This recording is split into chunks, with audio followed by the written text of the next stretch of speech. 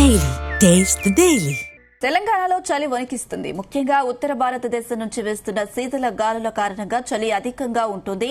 రానున్న 4 రోజుల్లో పరిస్థితి మరింత భయంకరంగా మారుతుందని వాతావరణ శాఖ అధికారులు హెచ్చరించారు. ఇప్పటికే రాష్ట్రంలోని పలు జిల్లాల్లో ఉష్ణోగ్రతలు సింగిల్ డిజిట్ కు పడిపోతున్నాయి. సాధారణంగా కొమరంభీం, ఆసిఫాబాద్ జిల్లాలో అత్యల్ప ఉష్ణోగ్రతలు నమోదవుతున్నాయి. ఇక్కడ 7.3 డిగ్రీల అత్యల్ప ఉష్ణోగ్రత నమోదైంది. ప్రజలు అప్రమత్తంగా ఉండాలని వాతావరణ శాఖ అధికారులు సూచిస్తున్నారు.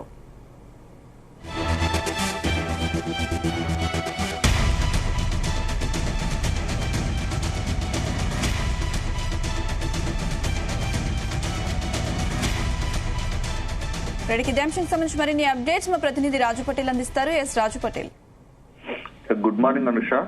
తెలంగాణను కంప్లీట్ గా కూడా చలి వణికిస్తుంది. దీంతో చాలా జాగ్రత్తగా ఉండాలంటూ కూడా వాతావరణ శాఖ అయితే ఏకంగా అలర్టే జారీ చేసింది. మరొక 3 రోజుల పాటు విపరీతమైనటువంటి చలి గాలులు, దాంతో పాటు పొగమంచు ప్రభావం కూడా చాలా ఎక్కువగా ఉండే అవకాశం ఉంది. అత్యవసరం అయితేనే తప్ప బయటకు రావాలని కూడా వాతావరణ శాఖ అయితే స్పెషల్ గా హెచ్చరికలు కూడా జారీ చేస్తుంది. దీనికి ప్రధాన కారణం ఉత్తర భారతదేశం నుంచి వీస్తున్నటువంటి కోల్డ్ వేవ్, చలి రెట్టింపు కావడానికి ప్రధాన కారణంగా చెప్పవచ్చు. చలిని తట్టుకోలేక ఏజెన్సీ గ్రామాలు అయితే గజగజ వణికిపోతున్నాయి. జిల్లాలో చాలా చోట్ల కూడా మనకు సింగిల్ డిజిట్ లోనే ఉష్ణోగ్రతలు నమోదవుతున్నాయి. 6 డిగ్రీల నుంచి 9 డిగ్రీల మధ్యలోనే ఉష్ణోగ్రతలు నమోదవుతున్నాయి. దీంతో విపరీతమైనటువంటి చలి పెడుతుంది. దాంతో పాటు చల్లని గాలులు కూడా వీస్తున్నాయి. తెలంగాణ వ్యాప్తంగా కూడా చలిగాల ప్రభావం కూడా చాలా ఎక్కువగా ఉంటుంది. ముఖ్యంగా ఉత్తర భారతదేశం నుంచి వీస్తున్నటువంటి శీతల గాలుల కారణంగా ఈ రోజు నుంచి 21వ తేదీ వరకు చలి మరింత పెరిగే అవకాశం ఉందని కూడా మనకు హైదరాబాద్ వాతావరణ శాఖ కూడా హెచ్చరికలు జారీ చేసింది. ఇప్పటికే రాష్ట్రంలోని పలు జిల్లాల్లో ఉష్ణోగ్రతలకు సింగిల్ డిజిట్ కు పడిపోవడంతో ప్రజలు గజగజ వణుకుతున్నారు.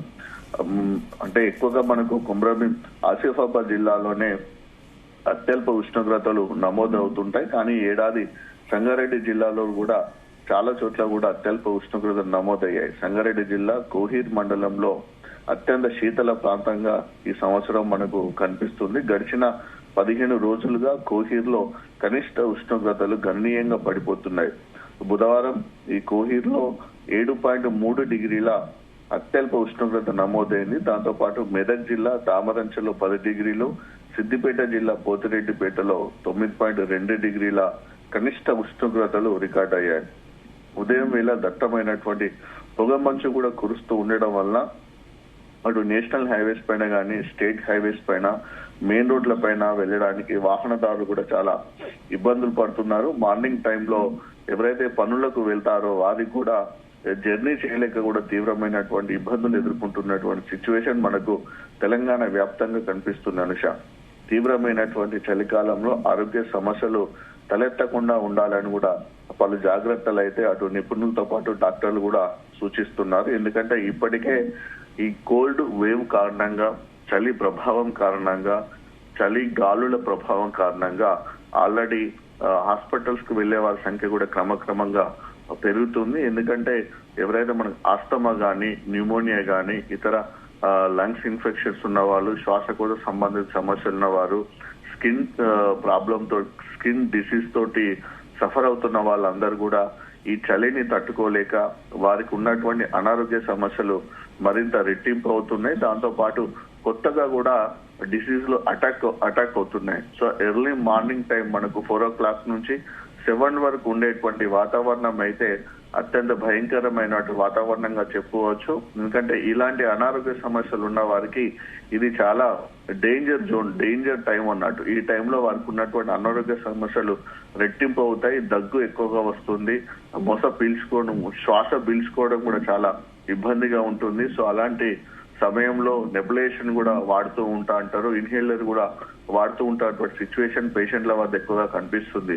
సో కాబట్టి వీళ్ళందరూ కూడా చాలా జాగ్రత్తగా ఉండాలని కూడా డాక్టర్లు సూచిస్తున్నారు. ఎందుకంటే బయటికి వెళ్లేటప్పుడు ఖచ్చితంగా కూడా ఉన్ని దుస్తులు, మఫ్తర్లు, చేతి గ్లౌజులు ధరించాలి. ముఖ్యంగా చెవుల ద్వారా గాలి వెళ్లకుండా చాలా జాగ్రత్త పడాలని చెప్తున్నారు.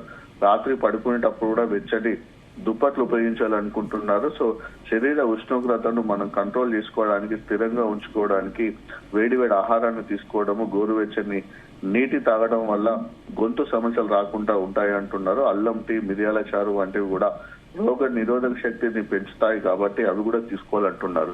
సో ముఖ్యంగా మనకి ఇప్పుడు థ్రోట్ ఇన్ఫెక్షన్ అనేది చాలా మందిలో ఎక్కువగా కనిపిస్తుంది. వాళ్ళ ఆటోమేటిక్ గా థ్రోట్ ఇన్ఫెక్షన్ తోటి వాయిస్ లో కూడా చేంజ్ వస్తుంది. సో ఇది చాలా మందిలో దాదాపు ఇప్పుడు 100 మందిలో 50 నుంచి 60 మందికి కొత్తగా ఇప్పుడు ఉన్నటువంటి సీజన్ ఎఫెక్ట్ వల్ల థ్రోట్ ఇన్ఫెక్షన్ వస్తుంది. థ్రోట్ ఇన్ఫెక్షన్ తోటి గొంతు మొత్తం బొంగురు పోతుంది, మాట కూడా స్పష్టంగా రాని పరిస్థితి ఉంటుంది. దీనికి డాక్టర్లు కూడా వెదర్ లో వచ్చినటువంటి మార్పులు, ఈ చలికాలం ఎఫెక్ట్ వలన ఇలా జరుగుతుంది, థ్రోట్ ఇన్ఫెక్షన్స్ వస్తున్నాయని కూడా డాక్టర్లు కూడా అంటున్నారు.